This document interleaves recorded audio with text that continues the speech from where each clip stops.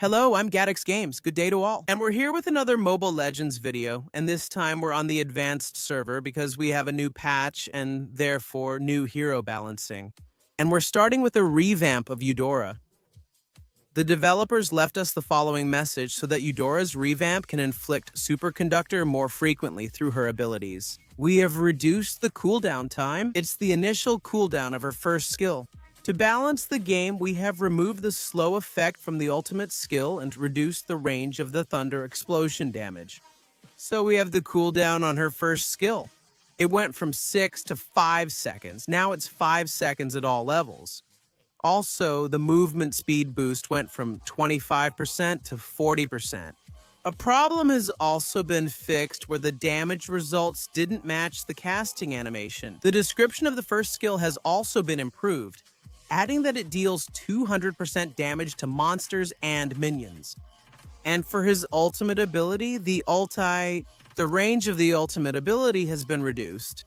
The movement speed reduction effect has been removed, and the thunder explosion damage radius has been reduced from 5 to 4.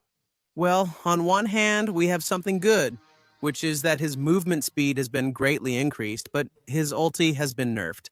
So we'll see. Surely throughout this week, they will continue testing this Eudora revamp on the advanced server and will release new changes next week.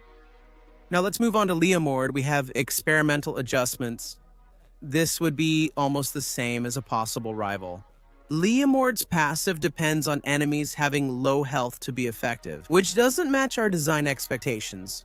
We want Leomord to take the initiative, gaining energy from the Oathkeeper in combat to deal critical damage while recovering health to stay in the fight, making him a knight capable of charging into battle.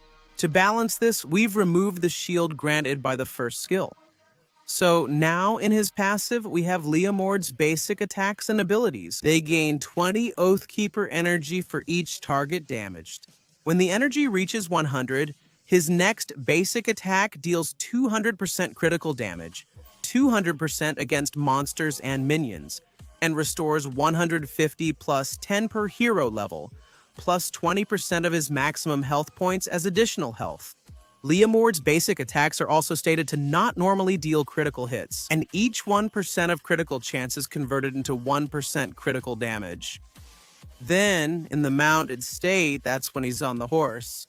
Each gain of Oathkeeper's energy increases by 200%.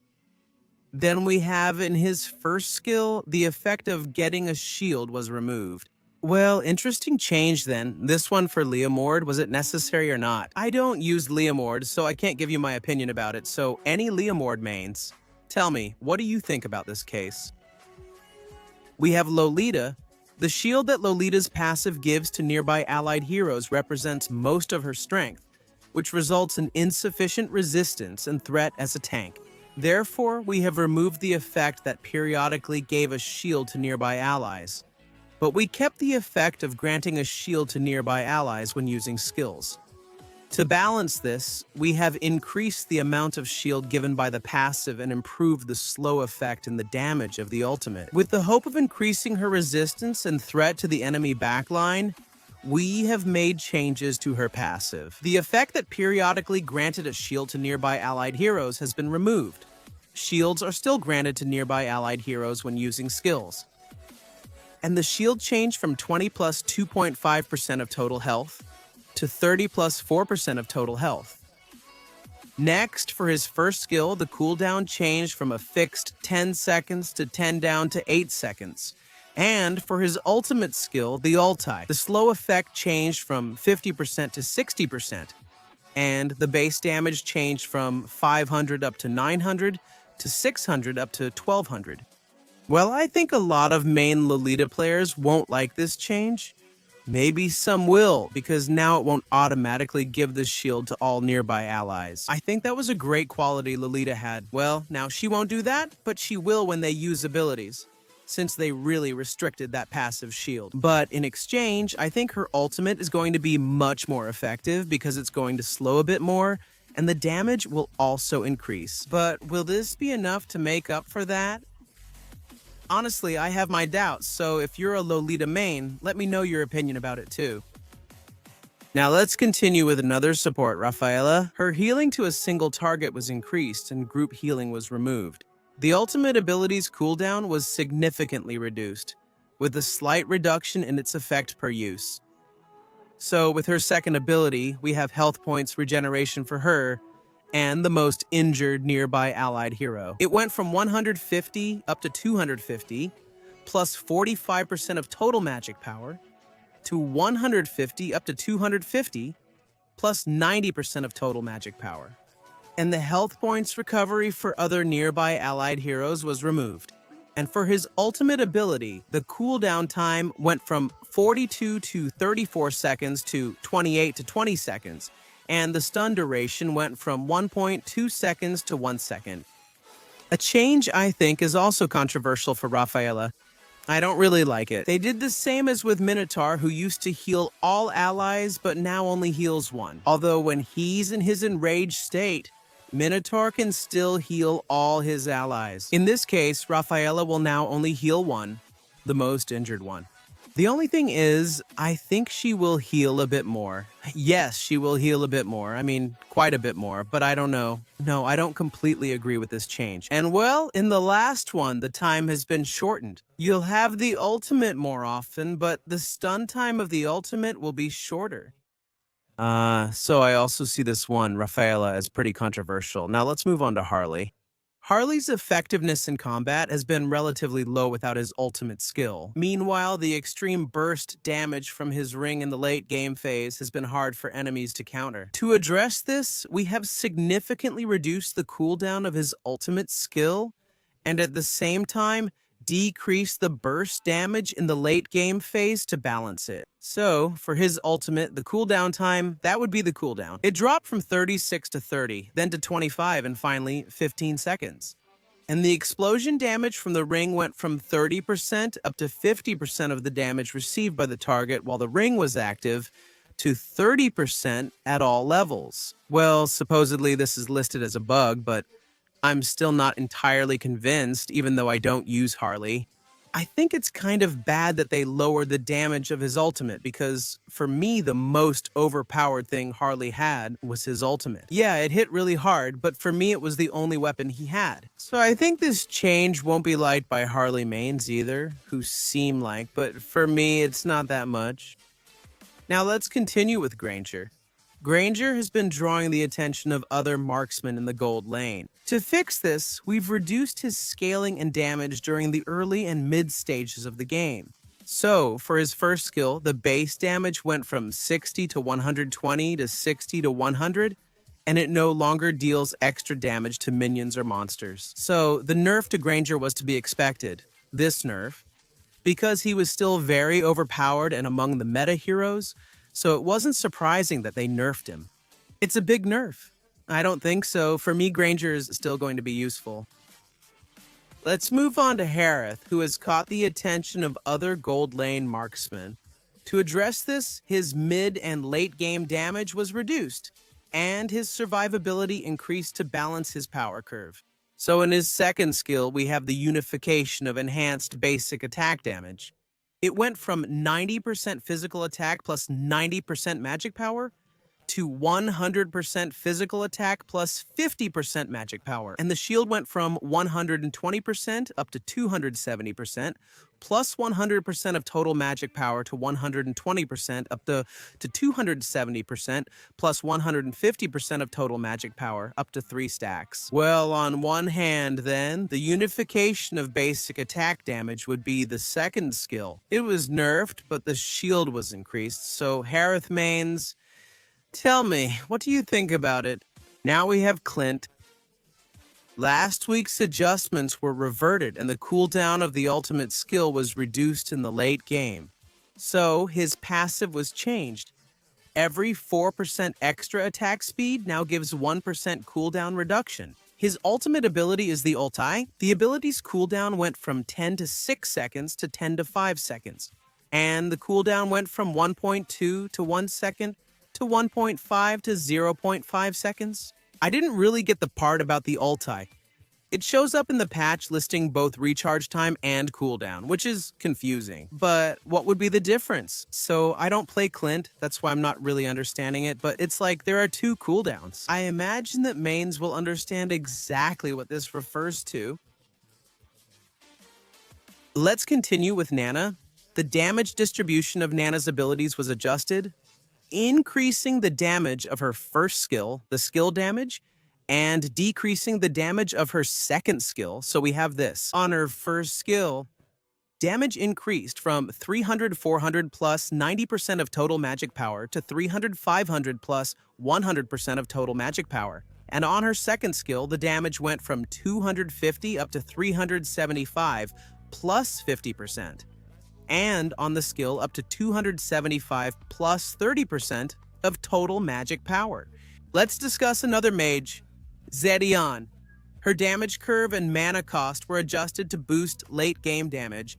So regarding her first skill, the first two waves damage changed from 200 to 275 plus 30% magic power to 150-275 plus 50% magic power. Also, the damage of the third wave went from 385 to 660 plus 120% of magic power to 350 to 660 plus 120% of magic power. Also, the mana cost went from 70 to 120 to 50 to 75. And the cooldown went from 6 seconds to 5 seconds. So a buff for Zetian. We continue with the mages, in this case, Cecilion. Cecilion's skill casting experience at the start of the match was optimized, allowing him to cast skills more frequently with his first skill. The increase in mana cost per cast went from 1.8 times to 1.5 times, and the mana cost went from 75 to 75 up to 150. Another mage, now it's Zhuxin's turn. The damage value of the second ability was adjusted. Now, throwing captured heroes with a lot of health at heroes with low health can deal more damage. In her second ability, the crushing damage of the second ability, it went from 200 plus 10 to 20% of the target's maximum health to 200 to 300 plus 10 to 15% of the captured target's maximum health. Well, a buff for Zhuxin then. Was this buff necessary? I don't think so, because as she is now, Zhuxin seems like a super annoying mage to me. Maybe she doesn't have as much damage as other mages, but even so, that would already be too broken because Zhuxin is just too annoying. So I think this buff wasn't necessary. Now let's continue with Tigreal. The hero's ability to secure kills and the damage of his ultimate skill have been slightly increased. In his second skill, the charge speed went from 6 to 8, and in his ultimate, the base damage went from 270 to 430 to 600 up to 1000. Honestly, I think it's quite a big buff for Tigreal. The damage they added to his ultimate, I think it will definitely be noticeable. And also now his second skill will charge much faster. So I think this is a buff that makes Tigreal pretty overpowered. We'll see if it finally makes it to the official server. Now we have Johnson the Uber. Johnson's damage bonus was adjusted. The damage dealt directly by his wrench and his car form. Now it scales with physical defense to increase Johnson's damage with a defensive build. The sustained damage comes from the electrified zones left by his second skill, and the explosion from his ultimate will still scale with magic power. So, in his ultimate, we have bonus explosion damage when hitting enemies. It went from 168 up to 240% of total magic power to 240 up to 360% of total magic defense power. Well, so now with this, what they want is for people to stop building Johnson for magic damage and instead go full tank, like full defense. And even then, he's still going to have a lot more damage. I think this is a good buff for Johnson.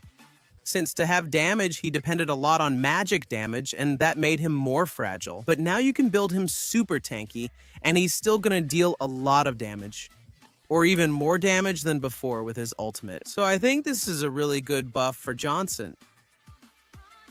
Now we continue with Khufra. Khufra's harassing ability in the early and mid-game has been improved. In his passive, the cooldown went from 12 seconds to 8 seconds. So, a buff for Khufra, which is going to make him a little more annoying. Now let's talk about Julian. Were certain speed adjustments in the jungle reverted? In his passive, the basic attack damage increase against creeps against monsters went from 75% to 85%. I think they wrote the patch notes wrong here because it's telling me that the jungle speed adjustments were reverted, but here it's saying that it increased. I think it would be the other way around. It went from 85 to 75%. Let's continue with Nolan. The hero's mobility and sustained combat ability in the mid and late game have been improved. In his passive, energy regeneration increased from 20 to 25. And in his first and second skills, the cooldown changed from 2.5 to 1.5 seconds to 2.5 to 1 second. Good buff for Nolan. Let's discuss another assassin. Let's move on to another assassin in this case, Suyou. Slightly improves the hero's burst damage capability and resilience in the mid and late game phases. The cooldown for his first skill was reduced from 8.5 to 8 seconds. The base damage on hit went from 250 up to 330 to 250 up to 350. Also, the slashing damage on hit went from 375 up to 495 to 375 up to 535. And the base damage when holding down went from 250 up to 330 to 250 up to 350. Then, for his second skill, the cooldown went from 8.5 seconds to 8 seconds. And the health points regeneration when holding down went from 150 up to 230 plus 50% of extra physical attack to 150 up to 250 plus 80% of extra physical attack. And for his ultimate skill, the cooldown went from 8.5 seconds to 8 seconds. Let's talk about Fredrinm. To slightly limit his versatility as a tank fighter in the jungle, we've reduced his efficiency in the jungle. On his first skill, the damage against non-hero units went from 200% to 150%. A nerf, then, for Fredrinm, which I think was to be expected, because he was dominating the current meta, so with this, they're clearly trying to put a stop to Fredrinm. Now we have Angela. To encourage Angela to fight alongside allied heroes, the cooldown of her ultimate now begins while she is attached to an allied hero. To balance this, we've increased the cooldown of her ultimate. So for her ultimate, the cooldown time went from 40 seconds to 50 seconds. And the recharge mechanism has been adjusted so that it starts immediately after using the ultimate. Angela's ultimate lasted 20 seconds, then increased to 40. And now it's 50 seconds. But now it will start as soon as she activates her ultimate, when she joins an ally. If I'm not mistaken, Angela's ultimate now lasts about 20 seconds on the advanced server. So it's clearly a buff anyway. We continue with Sisi to reduce the threat that Sisi poses to backline heroes. We have reduced her mobility and the damage of her first skill. So, in her passive, the movement speed increase per stack went from 0.75% to 0.5%. And in her first skill, the base damage went from 70 to 95 to 60 to 85. So, a nerf for Sisi, which was also expected since she's really overpowered right now. So with this, they're also trying to slow her down. And finally, we have Hayabusa. Hayabusa's second skill allowed him to reach the back line too easily. So to balance this, we've reduced its range. So his second skill's range for both Hayabusa and his shadow has been reduced by 20%. So a nerf for Hayabusa. Was it necessary? I think so, especially in high elo, where the pro Hayabusa players were causing a lot of trouble. So this change is mainly for high elo, because in low elo, Hayabusa isn't used much. And those who do use him, well, they don't really get much of an advantage. Alright guys, that's it for now. We've covered the hero balancing from the latest advanced server patch notes. But there are still more changes in these patch notes, so I'll be bringing that tomorrow in a second part. Stay tuned to the channel and, if you like this video, subscribe, and I'll see you next time. Bye.